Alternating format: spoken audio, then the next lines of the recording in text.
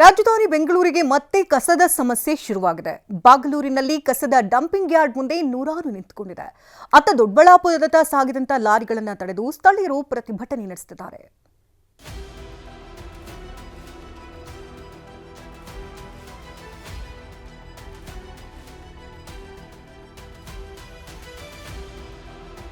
ಬೆಂಗಳೂರಲ್ಲಿ ಪೌರ ಕಾರ್ಮಿಕರು ಒಂದು ದಿನ ಕಸ ಎತ್ತಿಲ್ಲ ಅಂದ್ರೂ ಗಬ್ಬೆದ್ದು ನಾರೋದಕ್ಕೆ ಶುರುವಾಗುತ್ತೆ. ರಸ್ತೆಗಳಲ್ಲೂ ಕಸ ಚೆಲ್ಲಾಡಿರುತ್ತೆ. ಪ್ರತಿನಿತ್ಯ ಬೆಂಗಳೂರು ನಗರದಾದ್ಯಂತ ಸಂಗ್ರಹವಾಗುವ ಸಾವಿರಾರು ಟನ್ ಗಾರ್ಬೇಜ್ ಅನ್ನ ವಿಲೇವಾರಿ ಮಾಡೋದೇ ಸವಾಲು. ಇಂಥದ್ದರ ನಡುವೆ ಬೆಂಗಳೂರಲ್ಲಿ ಮತ್ತೆ ಕಸದ ಸಮಸ್ಯೆ ಸೃಷ್ಟಿಯಾಗುವ ಆತಂಕ ಎದುರಾಗಿದೆ. ಬೆಂಗಳೂರಲ್ಲಿ ಬಂದ್ ಆಗುತ್ತಾ ಕಸ ಸಂಗ್ರಹಣೆ? ಡಂಪಿಂಗ್ ಯಾರ್ಡ್ಗಳಲ್ಲಿ ಕಸದ ಲಾರಿಗಳಿಗೆ ದಿಗ್ಬಂಧನ. ನಿಂತಲ್ಲೇ ನಿಂತ ನೂರಾರು ಕಸ ತುಂಬಿರುವ ಲಾರಿಗಳನ್ನ ನೋಡಿ. ಬೆಂಗಳೂರಿನ ಕಸವನ್ನ ತುಂಬಿಕೊಂಡು ವಿಲೇವಾರಿಗೆ ಹೊರಟಿದ್ದ ಇದೇ ಲಾರಿಗಳಿಗೆ ಗ್ರಾಮಸ್ಥರು ತಡೆ ನೀಡಿದ್ದಾರೆ. ಮಹದೇವಪುರ ವ್ಯಾಪ್ತಿಯ ಮಿಟ್ಟಗಾನಹಳ್ಳಿ ಬೆಳ್ಳಹಳ್ಳಿ ತ್ಯಾಜ್ಯ ಸಂಸ್ಕರಣಾ ಘಟಕಕ್ಕೆ ತೆರಳುತ್ತಾ ಇದ್ದ ಲಾರಿಗಳಿಗೆ ಅಲ್ಲಿನ ಸ್ಥಳೀಯರು ದಿಗ್ಬಂಧನ ಹಾಕಿದ್ದಾರೆ.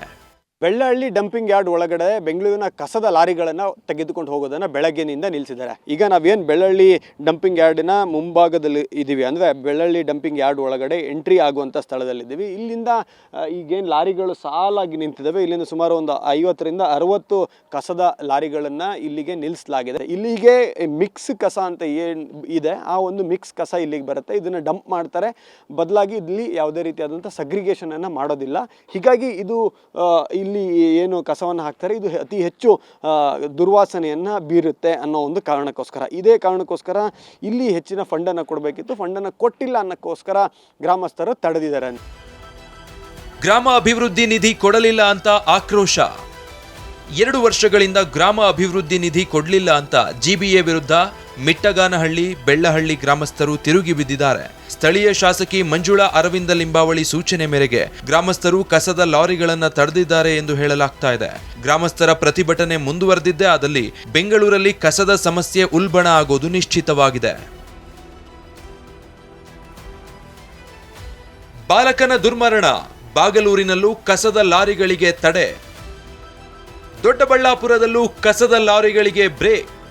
ಬಾಗಲೂರು ರಸ್ತೆಯಲ್ಲಿ ಬಾಲಕನ ದುರ್ಮರಣದ ಬಳಿಕ ಸ್ಥಳೀಯರು ರೊಚ್ಚಿಗೆದ್ದಿದ್ದಾರೆ. ಕಸ ಸಾಗಿಸುತ್ತಿದ್ದ ಲಾರಿಗೆ ತಡೆಯೊಡ್ಡಿದ್ದಾರೆ. ಹೀಗಾಗಿ ಇಲ್ಲೂ ಗಾರ್ಬೇಜ್ ತುಂಬಿದ ಲಾರಿಗಳು ನಿಂತಲ್ಲೇ ನಿಲ್ಲುವಂತಾಗಿದೆ. ಇನ್ನು ಮಿಟ್ಟಗಾನಹಳ್ಳಿ ಬೆಳ್ಳಹಳ್ಳಿ ಗ್ರಾಮಗಳಲ್ಲಿ ಕಸ ವಿಲೇವಾರಿಗೆ ಬ್ರೇಕ್ ಬೀಳ್ತಿದ್ದಂತೆ ಹೆಚ್ಚುವರಿಯಾಗಿ 400 ಗಾಡಿಗಳನ್ನ ದೊಡ್ಡಬಳ್ಳಾಪುರದ ತ್ಯಾಜ್ಯ ವಿಲೇವಾರಿ ಘಟಕಕ್ಕೆ ಕಳುಹಿಸೋದಕ್ಕೆ ಪ್ಲಾನ್ ಮಾಡಲಾಗಿತ್ತು.